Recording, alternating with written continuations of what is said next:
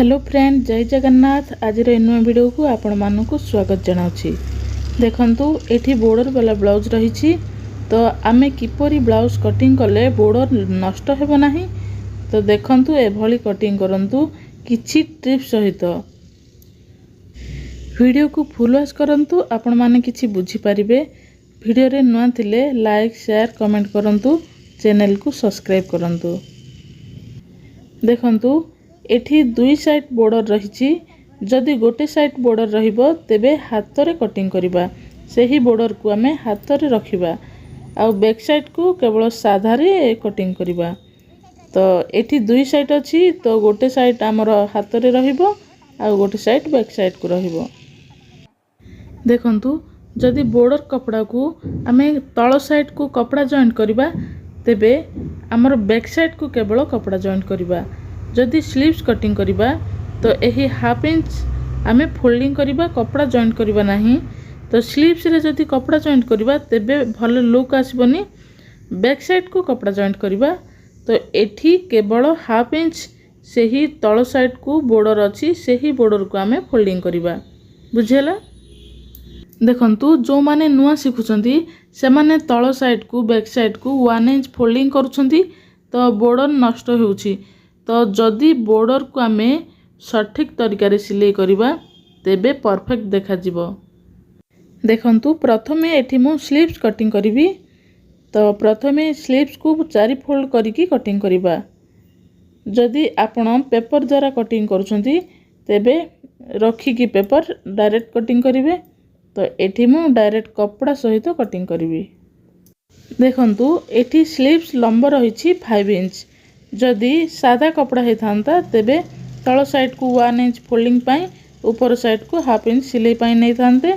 तो एठी बॉर्डर वाला ब्लाउज तो केवल 1 इंच सिलाई पाई नेबी, तଳ साइड हाफ इंच फोल्डिंग पाई आ ऊपर साइड हाफ इंच फोल्डिंग सिलाई पाई। तଳ साइड को अलगा कपड़ा जॉइंट करबा नाही। स्लीव्स रे महुरी को केवल सेही हाफ इंच फोल्डिंग करबा। तो सीधा लाइन आसीबा पई एभली सीधा मार्किंग करबी। तापरे डाउन शेप 3 इंच रे चिन्ह देबी। साइड को सीधा मार्किंग करबी। 1.5 इंच मु चिन्ह देली साइड को। तापरे ऊपर साइड को 2 इंच। तापरे एही चिन्ह को सीधा लाइन बने देबी। तो एपट साइड 2 पॉइंट एभली मार्किंग करके बैक साइड को चिन्ह देबा। साइज करके एभली मार्किंग करिबा। तापरे 1 इंच रे चिन्ह देबी। एही चिन्ह को फ्रंट साइड को डाउन शेप बने देबी। तो डाउन शेप फ्रंट साइड को रहिबो। तो एबा हमें स्लीव्स कटिंग करिबा।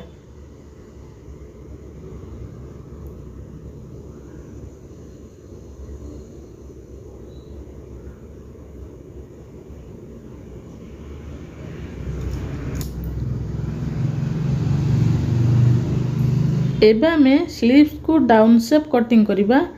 जो फ्रंट साइड को हमर डाउन शेप हाफ इंच रहउची, तो सेही हाफ इंच को हमें कटिंग करिबा। हाफ इंच तळ साइड को हमें फोल्डिंग करिबा, ताहले लुक भल आसीबो बॉर्डर वाला ब्लाउज रो। तो तळ साइड को हमें कपड़ा यूज करिबा नहीं। तो हमर स्लीव्स कटिंग हे गेला। तापर हमें बैक पार्ट को कटिंग करिबा। देखंतु बैक पार्ट मार्किंग कला बेले आमे गोटे पॉइंट ध्यान रखिबा। जदि आमे साधा कपड़ा को कटिंग करिबा तेबे 1.5 इंच प्लस करिबा।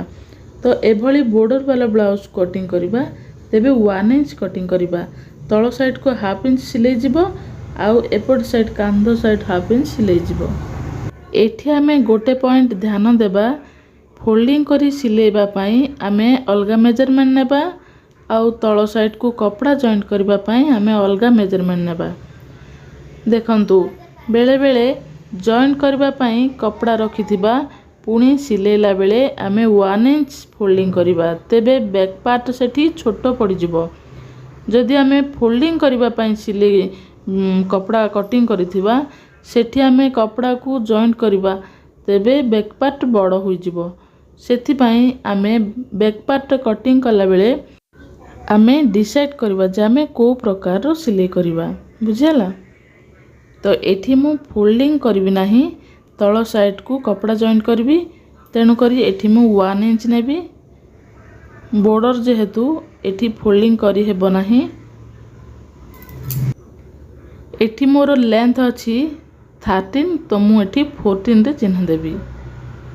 देखंतु एठी मोर 14 अछि बैक पार्ट लंब। तो सीधा परसेंट करिकी आमे लाइन बने देबा।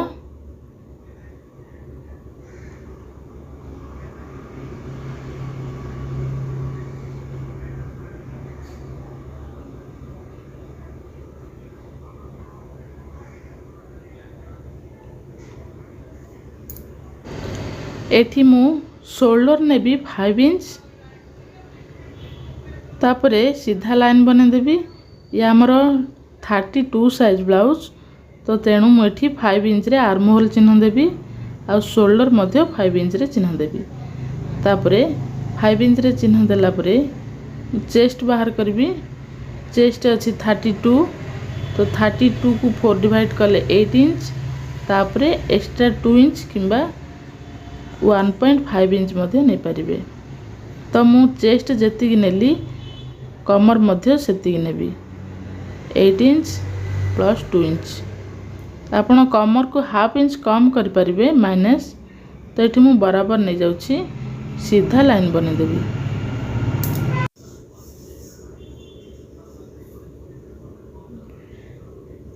तापरे गला लाइन रे मार्किंग करिबी। गला लाइन एठी 32 साइज को मठी 2 इंच रे चिन्ह देछि। जदि आपण नुआ शिखुथिबे ताहले आउ 2 पॉइंट कम करिवे। तो 2 इंच रे चिन्ह देली। तापरे लेंथ नेबी 8.5 इंच। तापरे चौड़ा 2 इंच नहीं पारिबे 2.5 इंच मध्य नहीं पारिबे। एठी मु 2.5 इंच नेछि। एभली एंगल रो शेप दे देछि मु। आपणक इच्छा आपण जो शेप दे पारिबे राउंड शेप किंबा कोनोसी डिजाइन मध्य करि पारिबे। तापरे कांध न खसिबा पई एठी 2 पॉइंट कम करिवि। तो कांध हमर खसिबोनी। आर्म होल शेप एठी 1 इंच 2 पॉइंट रे देबी मु जेहेतु एक कम चेस्ट। जदि हेवी चेस्ट हेतिबो तेबे 1.5 इंच मध्य नहीं पारिबे। तो एठी मु 1 इंच चिन्ह देइथिली तो तापरे 2 पॉइंट एठी चिन्ह देकी राउंड शेप दे देछि। बैक पार्ट एतिकी सूत्र जानिला परे आपण आराम से बैक पार्ट बाहर करि परिबे। तो जदि फिटिंग ब्लाउज ताहेले एथिरे किछि ट्रिप्स रहिछि तो सही ट्रिप्स अनुसार ब्लाउज फिटिंग आसे। तो एबा हमें बैक पार्ट को कटिंग करिबा।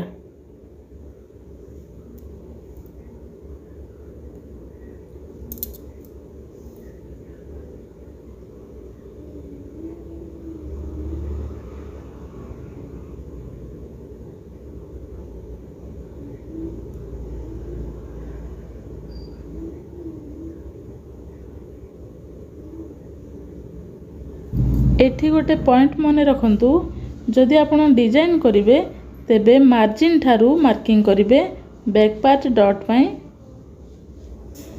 बिना डिजाइन गला रे फिटिंग ठारू हमें मार्किंग करिबा। तो यही फिटिंग चिन्ह ठारू मार्किंग करिबा। ठीक अछि। तापरे डॉट रो लंब एठी 4.5 इंच नेबी। 4.5 इंच नेले लंब ठीक आसीबो। 4.5 इंच रे चिन्ह देबी। तापरे एपटे हाफ इंच सिलाई पाई सेपटे हाफ इंच सिलाई पाई 1 इंच हमरो टक्स रे जीवो। तो हमरो बैक पार्ट कंप्लीट हे गला। आशा करूछि वीडियोटी आपण मानकु निश्चित पसंद आसीबो। वीडियो रे नुआ थिले लाइक शेयर कमेंट करंतु। चैनल को सब्सक्राइब करंतु। नमस्कार। जय जगन्नाथ।